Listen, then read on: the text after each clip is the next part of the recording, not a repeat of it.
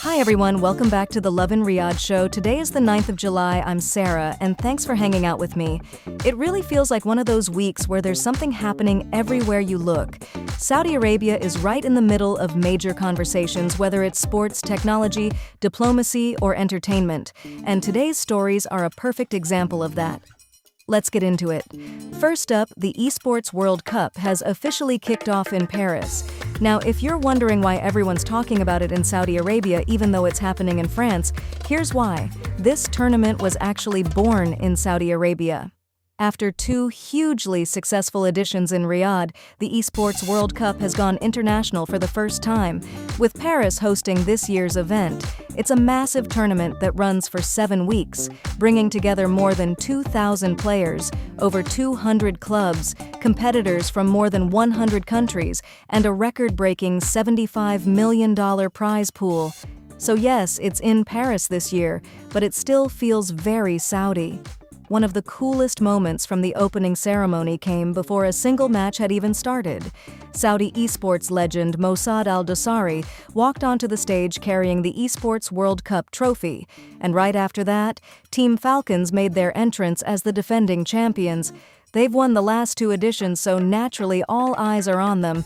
At this point, Saudi teams aren't just participating, they're setting the standard. But what really got people talking wasn't actually on the main stage. Sports journalist Asaf Al-Khulaifi shared a conversation between Mossad Al-Dosari from Team Falcons and Ibrahim bin Jabreen from Twisted Minds.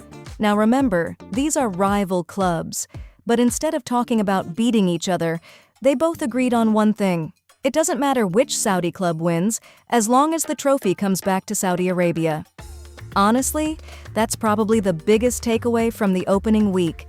The competition between Saudi teams is real, but when they're competing internationally, there's also this shared goal of representing the kingdom on the world stage. And it's another reminder of how far Saudi esports has come in such a short time. Now let's switch gears. Canadian Prime Minister Mark Carney is currently in Saudi Arabia on an official visit that's running through tomorrow, July 10th. This is another sign of how Saudi Arabia continues to attract high-level international leaders as Vision 2030 keeps opening new opportunities across different industries. During the visit, Prime Minister Carney is expected to meet with Crown Prince and Prime Minister Mohammed bin Salman. The discussions are expected to focus on investment, artificial intelligence, technology, infrastructure, clean energy, critical minerals, and regional security. Basically, it's about looking ahead and finding new ways for both countries to work together. What's also interesting is the timing. Over the last few years, Saudi Arabia has become a regular destination for global leaders, CEOs, investors, and major companies. Whether it's economic forums, international sporting events, or diplomatic meetings, the kingdom is becoming a place where big conversations are happening. This visit also reflects how Saudi Arabia and Canada have rebuilt their relationship after several challenging years.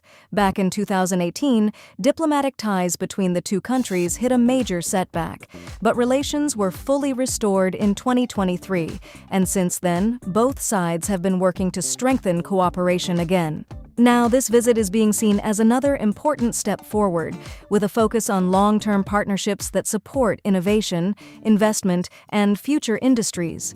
It's another example of Saudi Arabia continuing to expand its global partnerships while keeping Vision 2030 at the center of those conversations. And that's what stood out to me today. On one side, you have a Saudi-created esports tournament that's now taking over one of Europe's biggest cities. On the other, world leaders are coming to the kingdom to build new partnerships and discuss the future. Two very different stories, but they both point to the same thing. Saudi Arabia continues to play a bigger role on the global stage, whether that's through gaming, innovation, business, or diplomacy. That's all for today's episode. Thanks so much for listening. If you enjoyed today's show, make sure you're following Lovin Riyadh so you never miss the biggest stories happening across the kingdom. I'm Sarah, and we'll catch you in the next one.